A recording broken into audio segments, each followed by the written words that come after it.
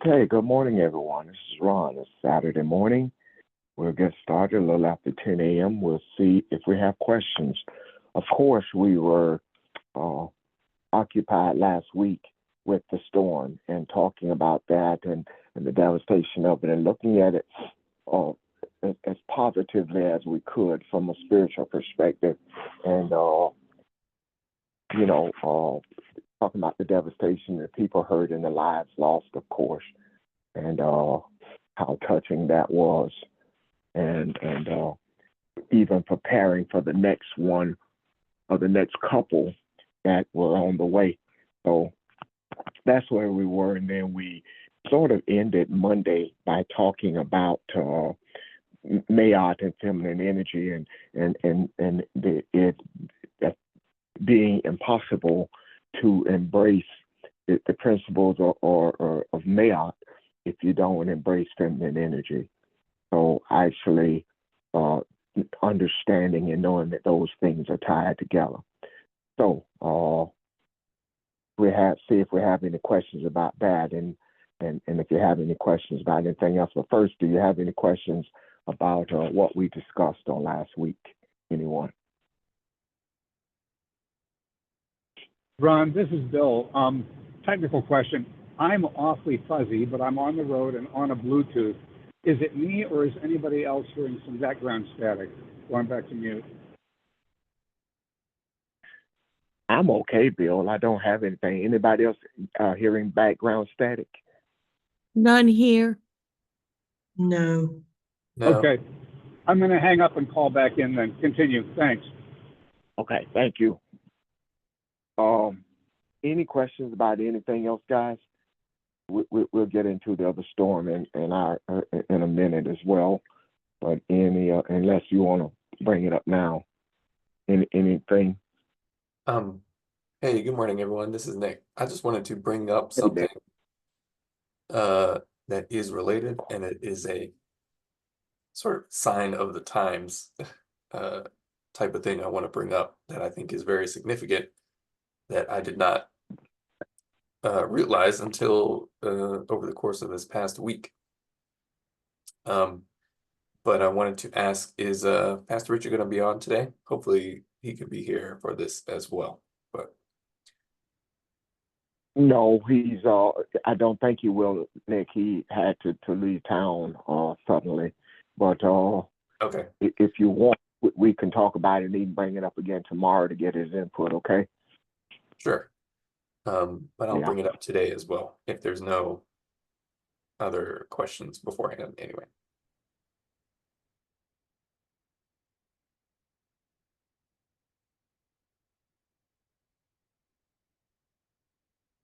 Okay.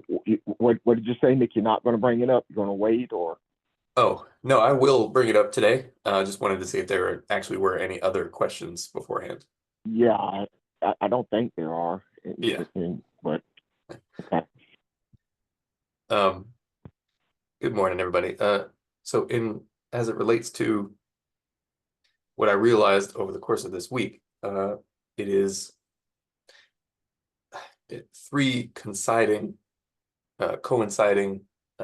spiritually significant events that I sort of came across and realized over the course of this week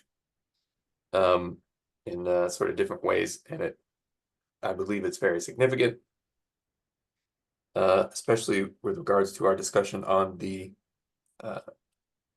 respect that is due to spiritual femininity and the need to sort of return to a place of harmony, and that requires the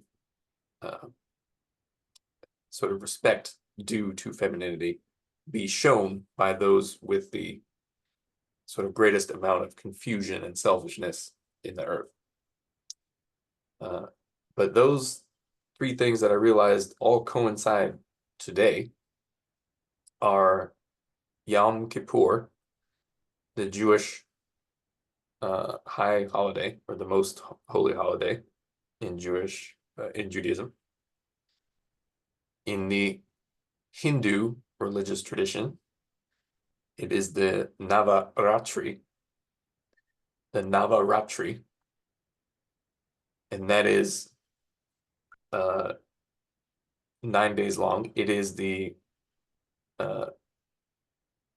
sort of recognition of the feminine manifestation of the creator. And the third thing is there is a comet that is supposed to be visible today that has sort of roughly, and dealing with these time frames very, very precisely almost, not been visible for 80,000 years, I believe. So it's supposed to be visible today. If you just look that up, comet visible 2024 or comet visible, October 2024, you should find information about it. So just to recap a little bit, it's Yom Kippur, the end of it, or I should say the apex of the zenith of it. It is the end of the Navaratri in the Hindu religious and spiritual tradition, and the comet is visible today. All three of those things coincide today. So without getting into too much of the sort of way in which religion dominates these sort of Jewish and Hindu traditions, the spiritual significance behind those things is what I believe is very significant, and the importance of the fact that these things all coincide. So, Nick, can I Yes. back you up a minute? Yep. Just for clarity, give us a little history on Yom Kippur and the Hindu practice, just to show us how all these things tie together. Sure. Yeah. So Yom Kippur is in the Jewish tradition. It's the Day of Atonement. It's a high holy day. So one of the most significant sort of religious traditions in Judaism. And it is also similar. It is 9 days. And, well, sorry, Rosh Hashanah, between Rosh Hashanah and Yom Kippur is 9 days. And Rosh Hashanah is like the beginning of this Jewish religious tradition, ending in Yom Kippur, which is the sort of apex or the climax. So it's a period of 9 days between Rosh Hashanah and Yom Kippur. And that is the Jewish tradition. And Rosh Hashanah is the Jewish New Year. Yes, thank you. So it's like the renewing of all of the, well, again, like I said, without getting too much into how religion dominates the thinking surrounding these things for both the Jewish tradition and the Hindu tradition. Yes, it's like the renewal of the spirit or the energy in the sort of turning over of the year. So Rosh Hashanah is just a very significant Jewish holiday, possibly the most, or Yom Kippur, and this sort of 9 days leading up to Yom Kippur, possibly, just the most significant Jewish holiday. And it's interesting because Rosh Hashanah is a period of 9 days. This is in the Jewish tradition. The Navaratri is a period of 9 days in the Hindu tradition. And what sort of I intuitively sense about these two things, in a way, is that one deals with the more masculine side of these religious practices, which ultimately are rooted in spirituality. Again, not getting into the sort of religiousification and the confusion associated with that too much, but ultimately these things are rooted in spirituality. So we have the Jewish tradition, which is a period of 9 days, and then we have the Navaratri in the Hindu tradition, which is also a period of 9 days, both ending or reaching their climax today. So in the Hindu tradition, the Navaratri is just a celebration of the feminine manifestations of Brahma, or ultimately the sort of ultimate being of the creator. And there's a different manifestation that is focused on for each of those 9 days.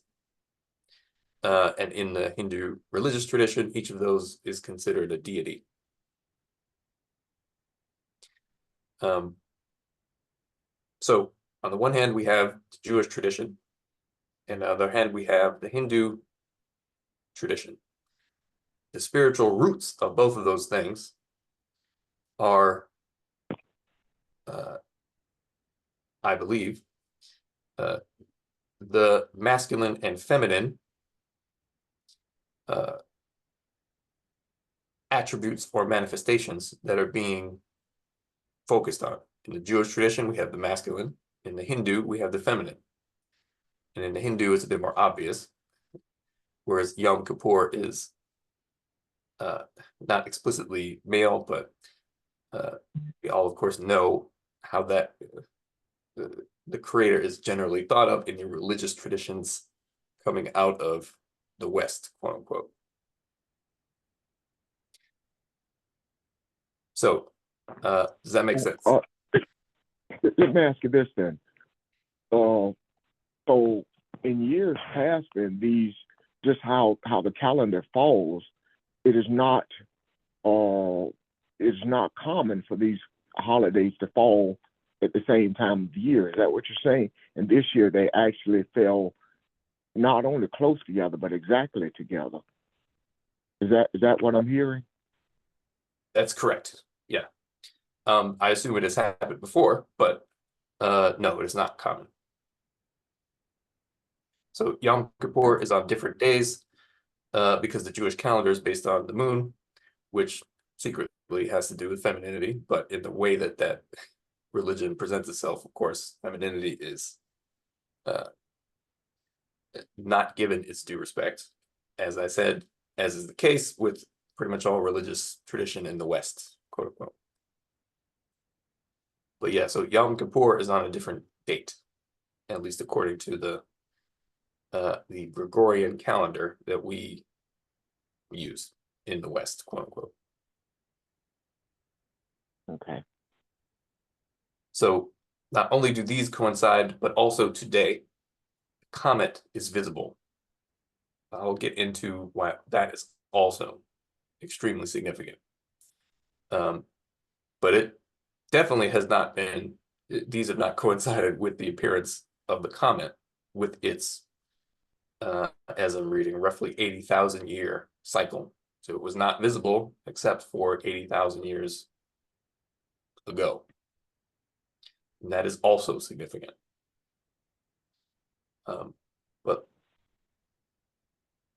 any questions so far? Does that make sense so far? Yes. Have you? So, oh, go ahead. Go ahead. I'm sorry. I think I interrupted someone. No, Ron, I was just saying it's clear so far what Nick is talking about. My question dealt with the number 9 and 80,000, or the number 8 maybe. Have you looked that up? Is there any, what's the significance there? The 9 days and then the 80,000 years.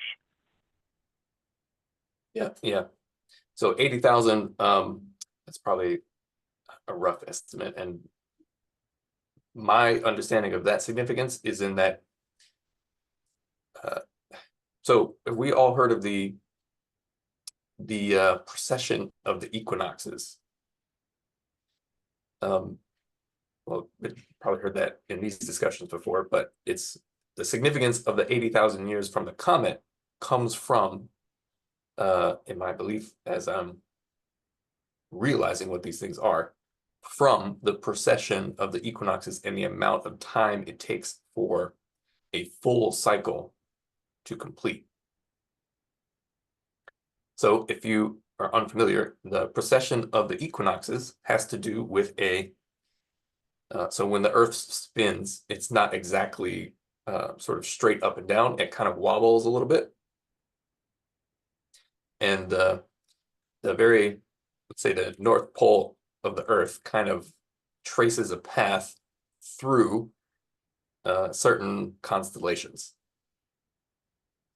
And when it completes a path, it kind of looks like a circle. That is one complete precession of the equinoxes. And that precession takes, they say it's like 25,700 years or something like that.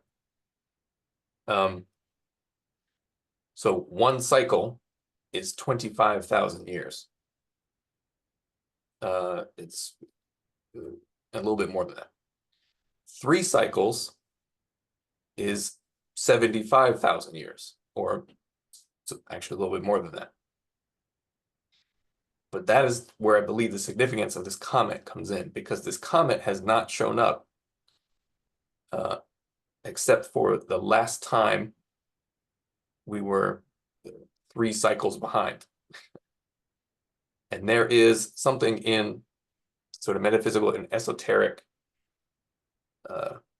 writings that you will find all the time, is that not only is the precession of the equinoxes very significant, but 3 cycles of the precession of the equinoxes, so 25,000 years plus some more, 25,000 years plus some more, 25,000 years plus some more, which is roughly 80,000 years, is called like a major cycle or a grand cycle, because it's 3 representing a sort of completion of a pattern or a period of time and energy. So that's where I think the significance of this comet comes in, because it coincides with the completion of the 3rd go around of the precession of the equinoxes. Mm. It is Okay. like when we say Jesus rose again on the 3rd day. It is the geometrically, it's the triangle. It's the return to the beginning. It's the return to source after having gone through trials and tribulations, etc.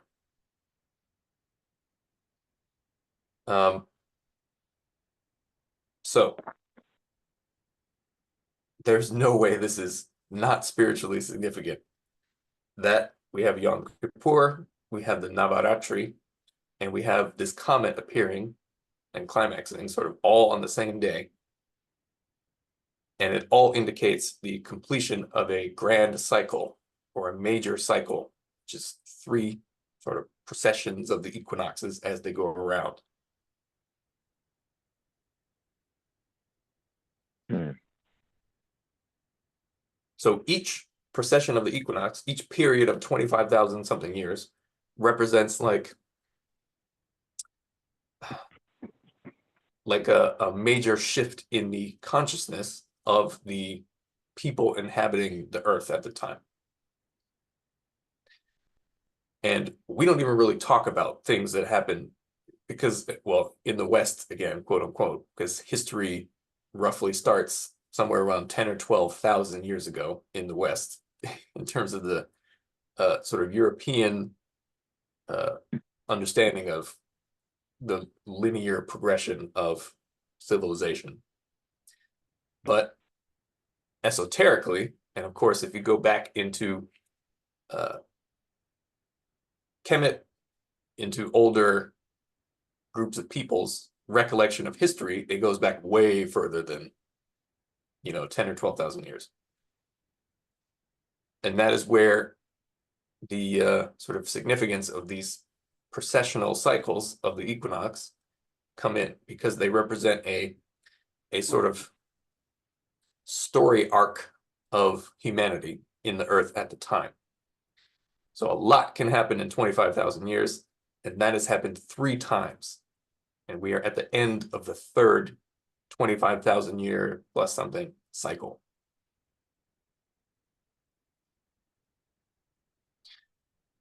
What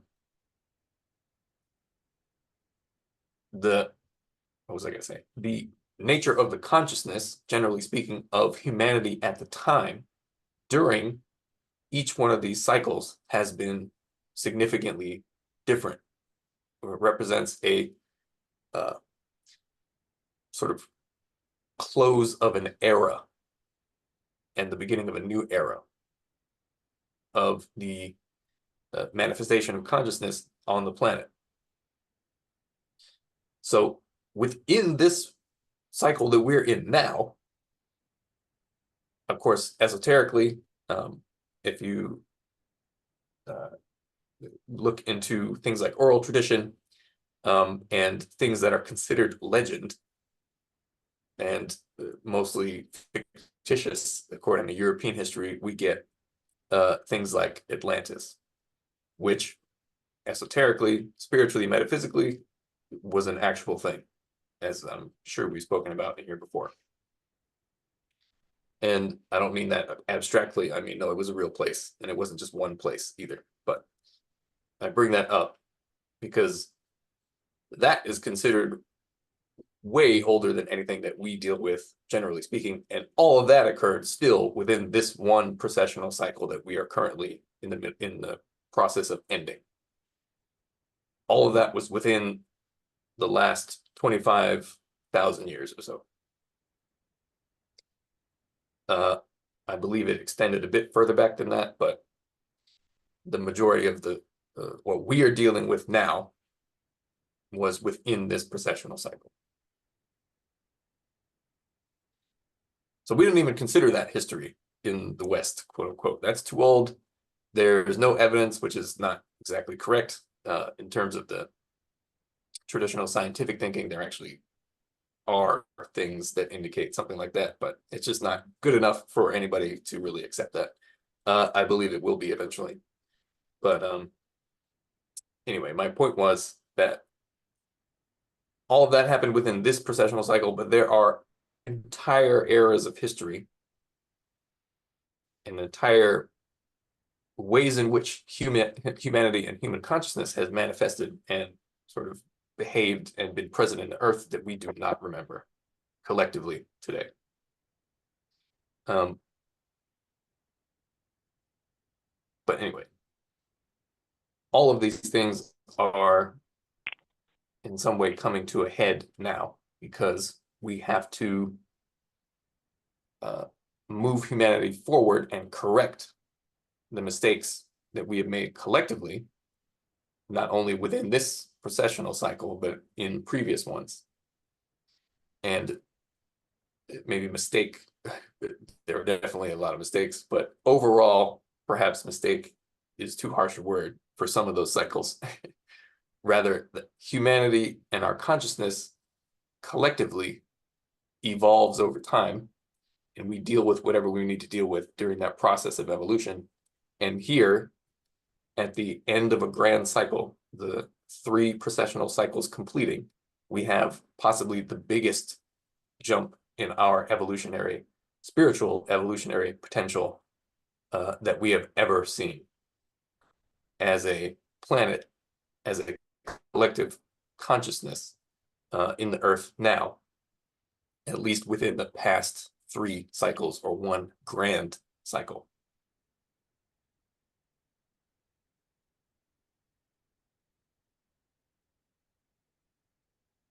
Any questions? I have one. Just to put us all on the same page, because I think it's important that Pastor hear this. I don't know if he'll listen to the tape or the video, or we'll talk about it again tomorrow. I'd like to bring it up again tomorrow, actually. Go back and talk about, you talked about the equinox. Explain what that is and how that ties all of this together. Just to put us all on the same place of understanding. Yeah. So was somebody about to say something? Oh, okay. So the precession of the equinoxes is just it is physically, materially, a way of measuring the passage of time. Spiritually and metaphysically, it is the result of, well, everything is the result of how consciousness manifested in the earth and the path it took to get to where it is. And the precession of the equinoxes is the result of previous events in the history of the manifestation of consciousness that the earth is. So quite simply, it's, if we look up in the sky, the precession of the equinoxes just represents the passage of a certain amount of time. And within that period of time, certain things happen to humanity as a sort of collective awareness across the earth. As events happen, as we attempt to learn and evolve ourselves spiritually, things happen within that period of time. So I said Nick, that period. Oh yeah. Mm-hmm.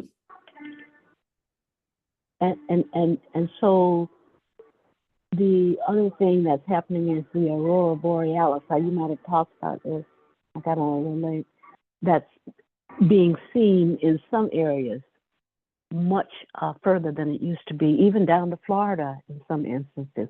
It's almost like a gift in a sense, although I know it's the result of the eruption from the sun, from the sun. But it's almost like a gift of a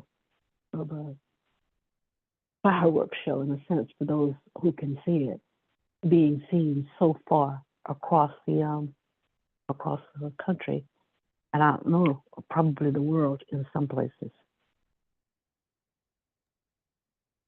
Yeah, absolutely. And as we would measure that as electromagnetic energy, that is the sort of physical, visible traces of the shift in energy that is happening, not only with the sun, but with the planet and our relationship between our relationship with the sun. Because the marker of an end of a cycle is, generally speaking, a shift in human consciousness, catalyzed a lot of times by a energetic event, either from the sun, from wherever. But my point is that shifts in consciousness are usually catalyzed by specific things, either local across the earth or things that affect the planet entirely. So when we talk about like I've said, I believe that we, humanity overall, we made it, we make it, we have made it in the sense that we achieve harmony and a return to a spiritual awareness and begin to explore that line of evolution. We do that collectively, but we are still determining how rough or smooth this period of transition is. And these sort of potential catalyst events, for example, when we see the aurora borealis so far south, that is because the energy output from the sun is different, or it is it sort of fluctuates, but it occasionally is potentially very big and very destructive. That is an example of a catalyst event, which, as I said, physically, we measure however, but that is the physical manifestation of a great sort of push energetically, which has consequences for how we behave as a sort of collective consciousness in the earth. So when we see stuff like the aurora being pushed so far south, and just various things like that. That is because at the point of transition, at the end of cycles, there are always these seemingly chaotic events that end up being catalysts for the evolution of consciousness. And it is my belief that depending on the, for lack of a better term, the level of our collective consciousness, those catalyst events can be very, very smooth or very, very chaotic. If we recognize the sort of need to consciously pursue matters of spirit, of energy, of consciousness, then those catalytic, is that the right way to say that? Then those catalyst events don't need to be as disruptive. If we are in the depths of our ignorance, sort of collectively, then those catalyst events will be more disruptive. It's kind of like we're little baby birds and we refuse to get out of the nest. If we are proactive about learning how to fly, then there's less of a push. If we have huge resistance, then we get kicked out. And I think there's more to it than that, but I think that is a large part of why things like these are permitted. Events like this are permitted. Nick, could I ask a question? This is Vermel. Yes, ma'am. Would the back-to-back storms, and given the magnitude of this last one, would those be kind of like, I want to say sign, but would that be an example of how chaotic things could be or not be? I hope I'm asking that right. Oh yeah, I believe so. It's again a response to the way in which energy is changing from the earth itself. And yeah, it could, in theory, it could be a lot worse than that, than what we've seen. Okay. I am hoping and I believe that it does not need to be at all. Okay. And my second part to that question is the wars that we're seeing with Israel, Lebanon, and the Gaza. I was watching a special from a reporter there, and would those kinds of events also be that? Because they could be far worse, I guess. They seem bad to me now, but Well, yeah, I mean, it can always get worse, as we say. But like, these events are also a result of this shift in the catalyst, the energy, and the Okay. need to recognize the place from which harmony sort of flows. And it is the refusal of the West, quote unquote, which basically just means white men, and what white men are sort of symbolic of. And it's not, necessarily individuals, but that mindset that we've been talking about. All right, love. Love you. I love you too. Oh, we can hear you, Regina. Good morning. That mentality, or that mindset, refuses. Oh, it's okay. That mindset refuses to accept the fundamental spiritual reality of harmony, and that thing that you think is not you is also you, even though it is very different from you. That sort of selfish, stubborn mindset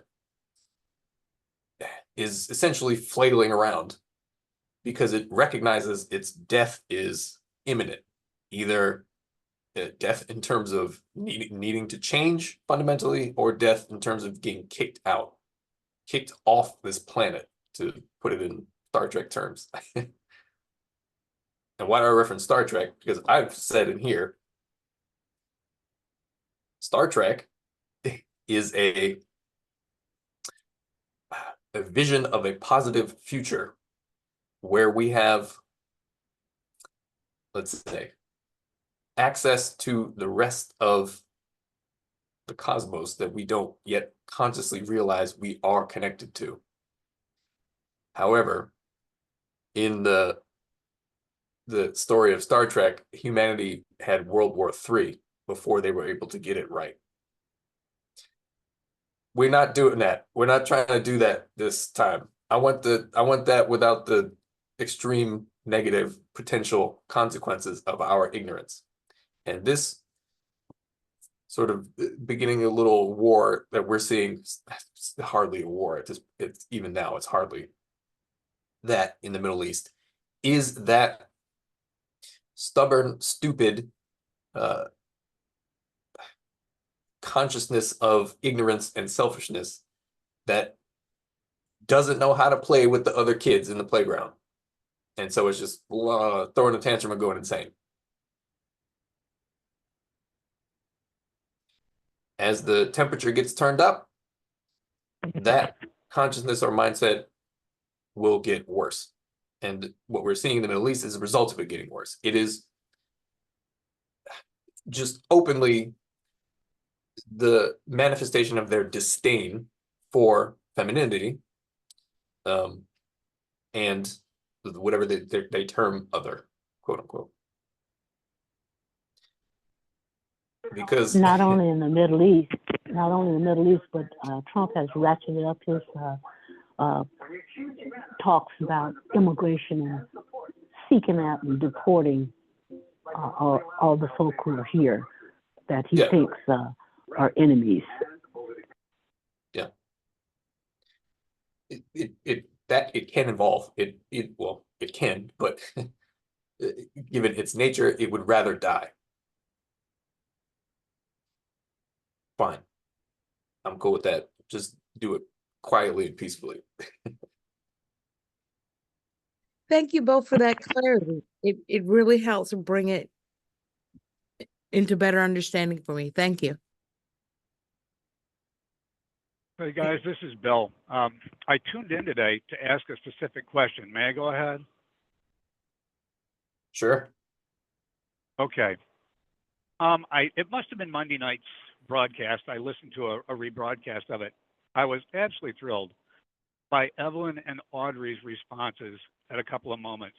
And to me anyway, what I saw was the perfect balance of masculine and feminine energy, each coming from a foundation, if you will, of femininity, express themselves in very masculine ways. And it was information. Thank you, ladies, because I needed to hear that. And much as I think it was Ron earlier said, a couple of things have happened since that reinforce certain thoughts he had. My week has been almost prophetic in a similar way. So here's the question. Masculine and feminine energies and many other things are eternal. Our words for them, sometimes inaccurate or inadequate as they are drawn from our own language, our familiarity with words, but they are not adequate definitions.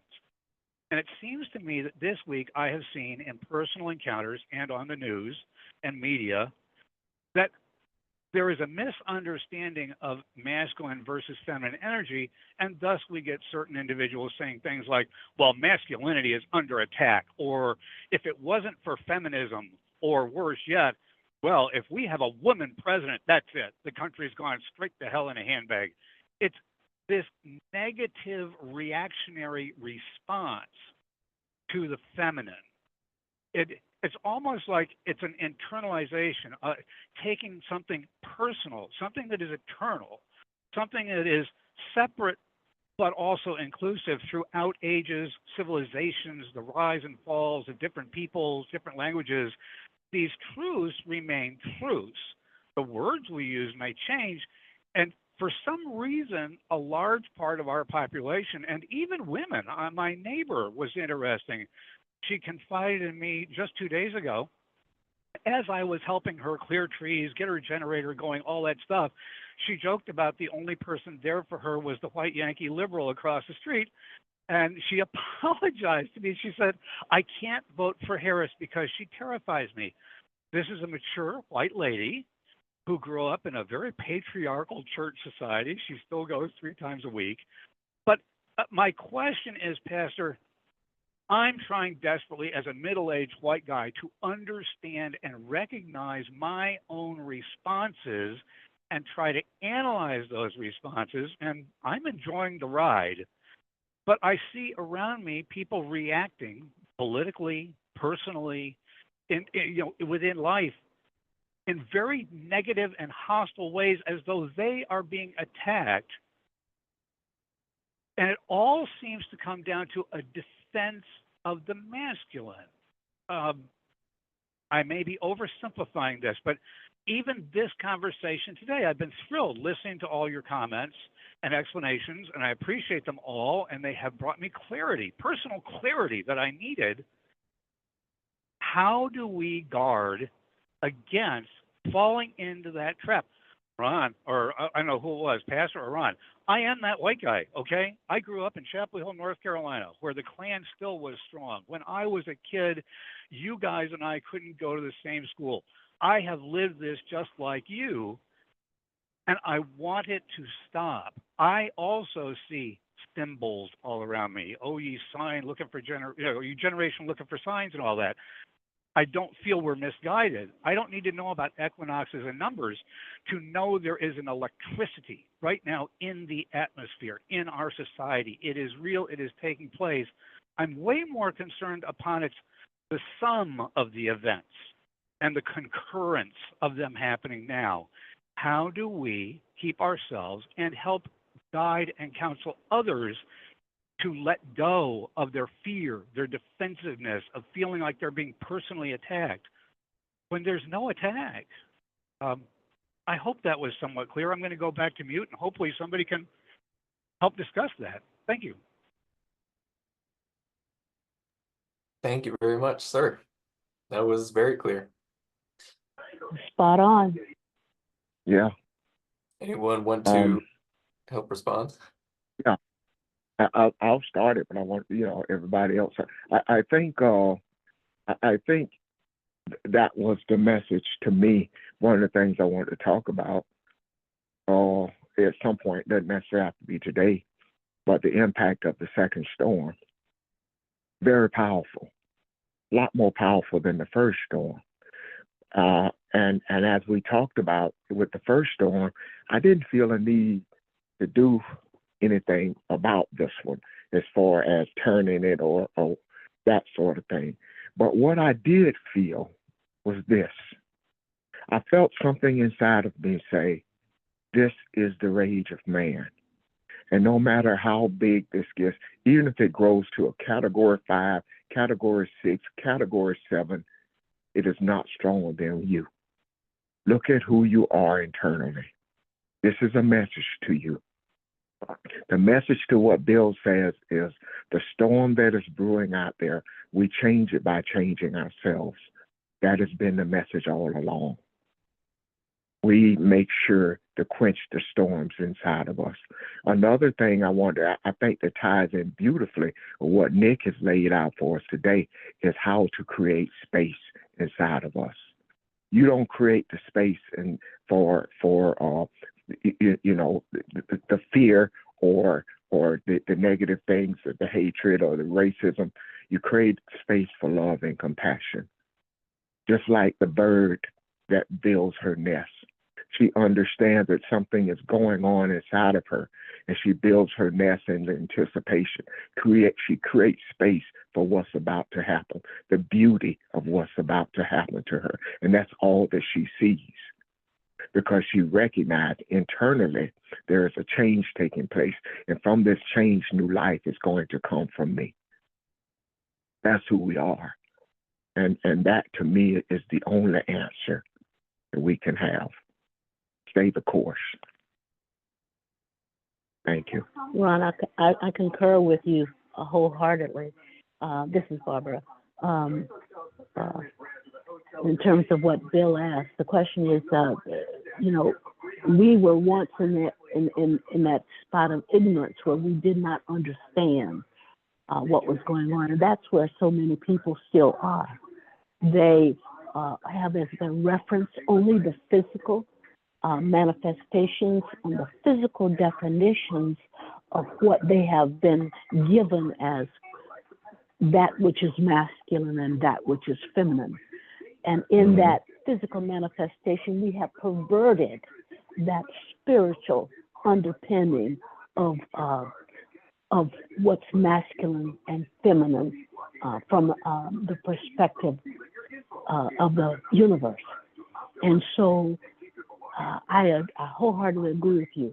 We start by balancing ourselves, by centering ourselves, by understanding ourselves, by and I say that because we are electromagnetic energy ourselves. Yeah. And that Yeah. which we do inside, we give off around us. We may not understand it totally. We may not understand why people come to us and ask us questions, or why people, and they don't understand it. It is a real physical response to that spiritual underpinning. And when each of us, as an entity in this physical realm, continues to function from that and from that knowledge, we continue to exude that kind of electromagnetic energy. And when I say electromagnetic, that means the electric, which is more masculine in terms of perception, and magnetic, which is more feminine. We continue to exude that balance, if you will, of both those energies, which is what's needed now in this realm, in this physical realm, so that we will start appreciating that what I see as something physical might be my imbalanced electrical, energetic part of myself. And until I understand that I am it and it is me, we continue to function in that ignorance. So the best thing we can do, as Ron has already said, is to center ourselves and to know ourselves and to continue to function in that balance. Thank you. Beautifully said, Bob. Thank you.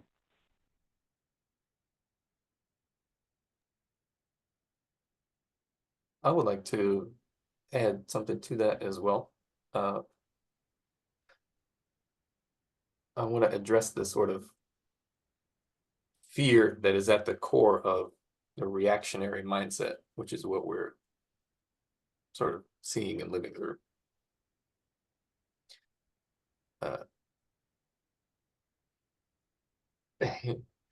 To sort of be a white guy, Bill, and to recognize that, and to recognize that it needs to change, is to yourself be a, how do I describe it? An agent of metabolization of that sort of out of balance sickness, an agent of the healing process, because you recognize it and are energetically connected to it. And that goes the same for all of us in a way, but it's more so the case when white people do it. And that is an oversimplification of a term, but it's, if you recognize something in yourself, then it can only really be changed when you begin to work on yourself. And sort of collectively, that is what that mindset, to whatever extent white people, white men in particular, exhibit it, that is what they have to do, ultimately.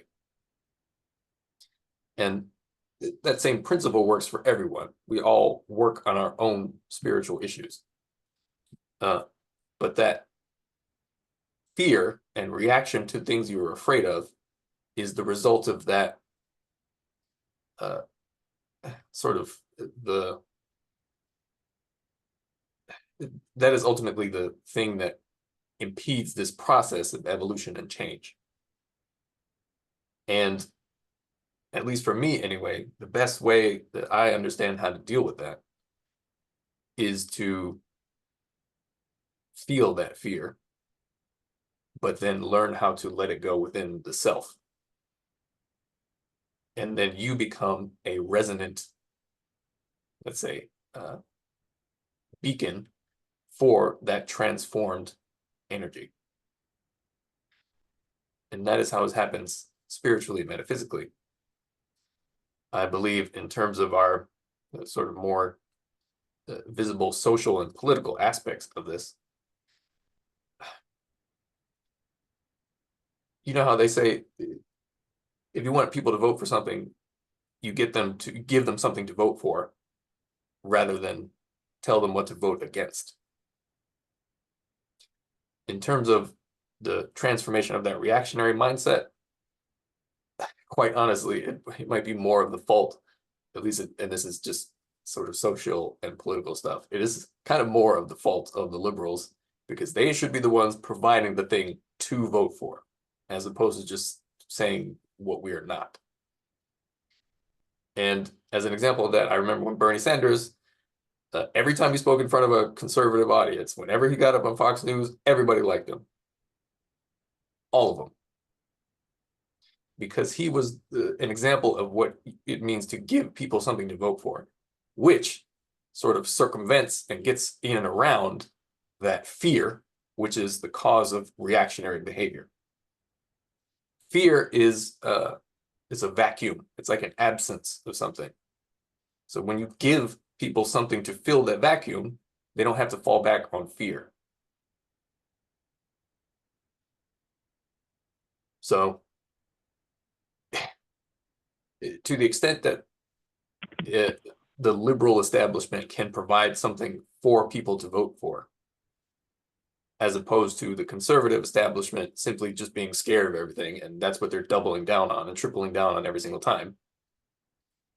If liberals can do that, then they'll win. That's pretty much it. Bill again, I did want to say that's profound. And to use the almost metaphorical tale of my neighbor, her exact words, I'm terrified that Kamala Harris may win because I don't know what's going to happen. You just wrapped it up in a nice, neat little bow. It's the fear of the unknown. And I love this woman. I treat her almost like a second mom. So at the moment, I couldn't look at her and say, you're afraid of what might happen with Harris, but not afraid of what Donald Trump has stated will happen under his administration. So that's what prompted me to join today, ask the question, fear of the unknown, and yeah, we all need to build a big nest because we all feel it's time, are my two takeaways. Thank you so much, everybody. Going back to mute. I also think, I'm sorry, someone else about to speak. I'm sorry. Go ahead. No, I just said, thank you, sir. Go ahead, Ron. No, I was also wondering, I think we talked about this, well, I know we have before, the Stockholm Syndrome. I think a lot of people have been bludgeoned to death so much by masculinity that they defend it now. They don't know anything else. It's the thing that we have become comfortable with. We're comfortable with being uncomfortable. It is a way of life, and I know what Trump brings, but that's what I need. Because he says that's what I need. So I shrink back from even considering any other possibility because this is where I'm comfortable. I take sympathy with masculinity because it has to be right. It has always been right. Maybe that's part of what we're being as well. Isn't this part of not taking responsibility for self that we've been talking about from a spiritual basis, from a spiritual perspective? The fact that we continue to do the things we always did, because to do what we know and our DNA is right, is not the prevailing thing to do to fit in to society, to fit in with whomever. And so we continue in our comfort of not being genuinely who we really are. Yeah, I agree with that. And I think to add to Ron, even though she is female, females have been so ingrained with this idea that only leaders, especially president, have to be masculine because that's the order of things. Not even realizing that if she were to think about things spiritually, the gender doesn't matter. So it's a pervasive bias against, or a pervasive bias toward masculinity, just because that's always been how it was. And plus the undercurrent of religion on top of that, that's always been masculine and patriarchally based. So yeah, people have got a lot to dig themselves out of and let go of, so that they can see clearly. Yeah. Anyway, I'm done. Thank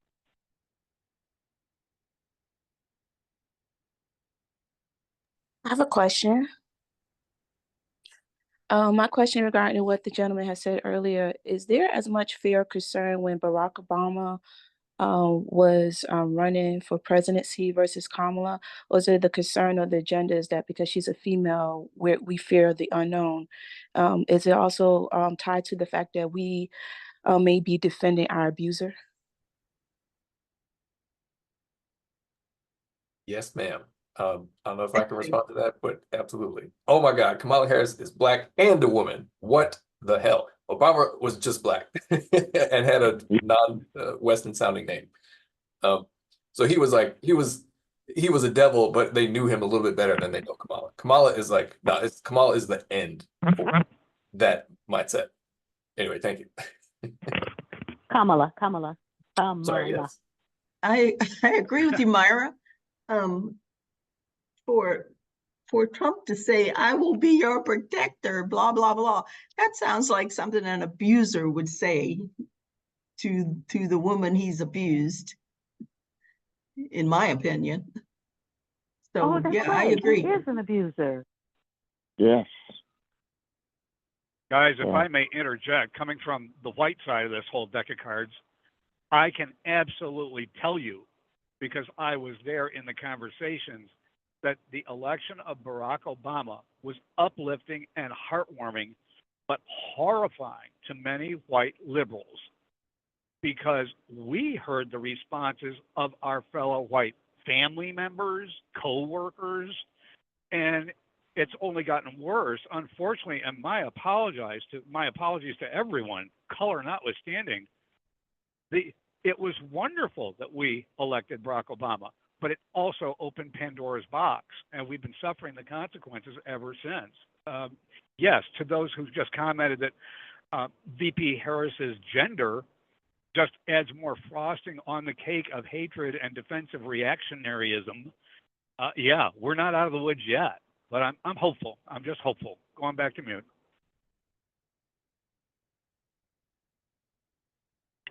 Good morning. I just wanted to add one other thing. This is Kathy. As I'm listening to the conversation and looking at the response of Kamala and how they're feeling about her, these same women, so it's not just the fact that it is a female.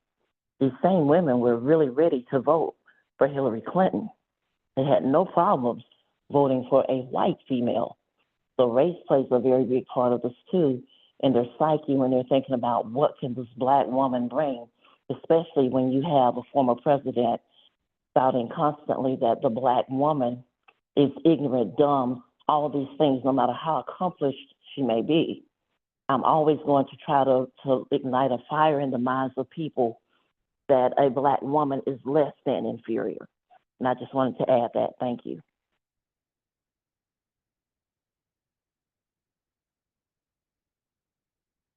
Thank you, Kathy. Thanks everyone. And this needed to be discussed.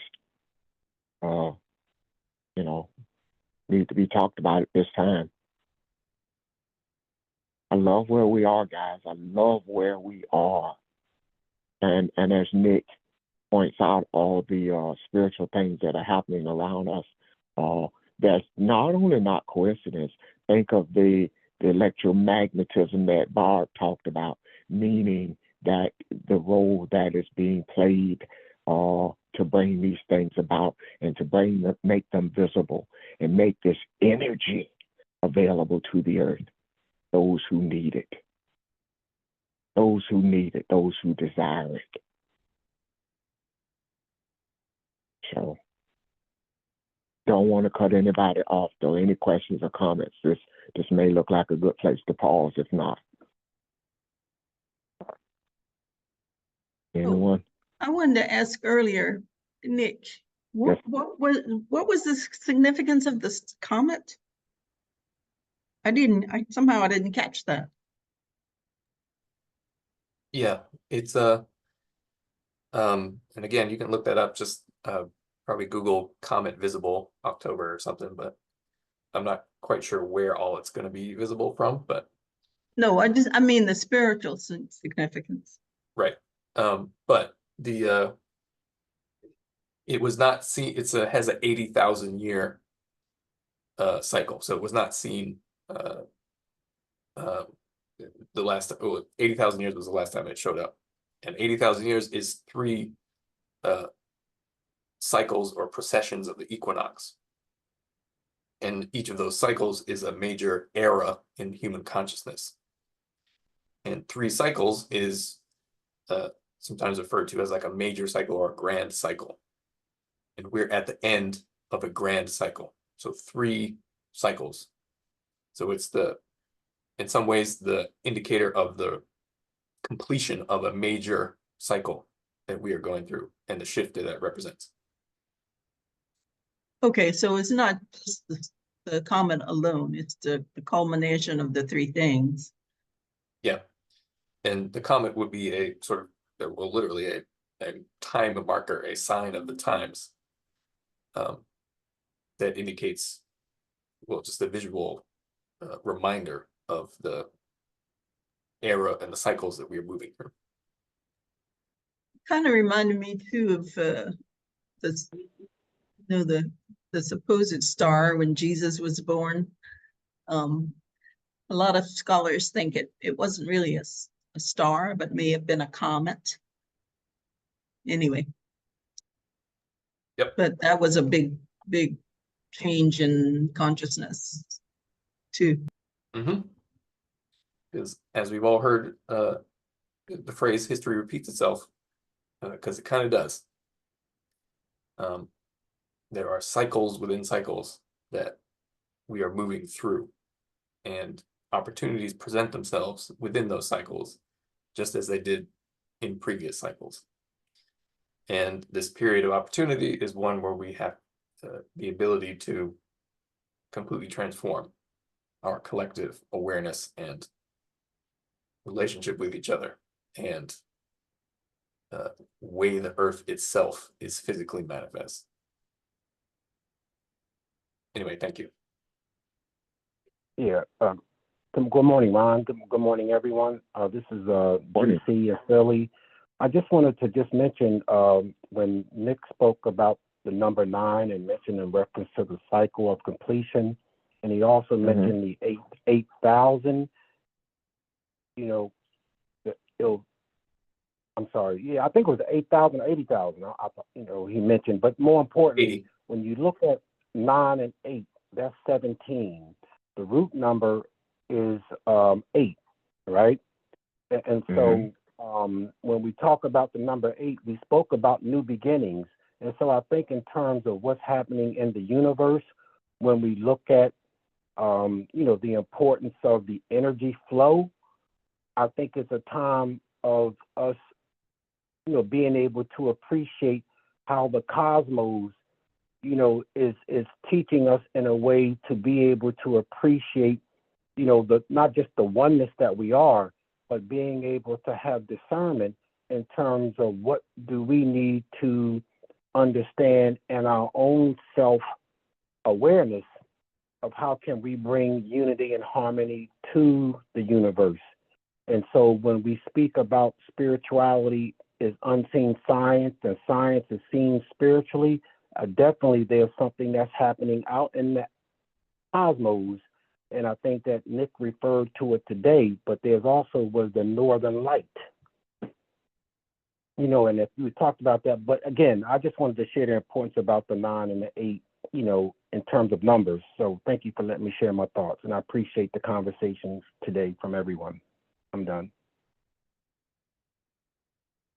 Thank you, GC. Appreciate your input. I appreciate Audrey's question too, because that was one of the questions I forgot. What exactly is the spiritual significance of a comet?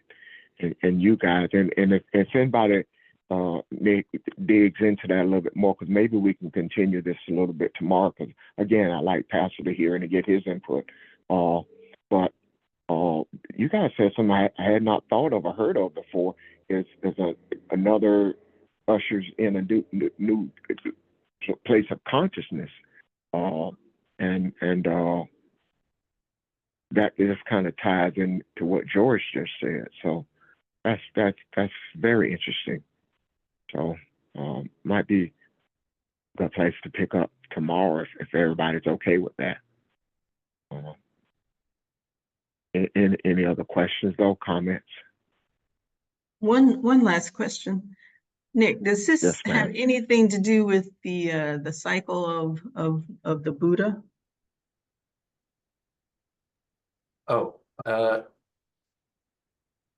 So all of time and sort of the evolution of consciousness kind of works in cycles, and the cycle of the Buddha is if there's in the Buddhism there's the idea that I think is the Maitreya, but it's just the return of the Buddha. But in typical sort of Buddhist and Hindu fashion, their timelines are like millions and billions of years. But in general, that phenomenon, the sort of return to the Christ consciousness, Buddha consciousness, the return to a divine state of awareness is a theme, because that is us sort of instinctively remembering what we are moving towards. And again, these are cycles that present opportunities. And like I said, I believe we've made our decision, but we are determining whether or not it's going to be a rough or smooth transition. I believe we will make that transition during this time period as a result of the catalyst and shift at the end of this major cycle. So it is a little bit like turn of Buddhic awareness, or the return of Messianic or Christ consciousness. It is the return to a more true understanding of the nature of spirit and energy and reality collectively for humanity as a result of this shift.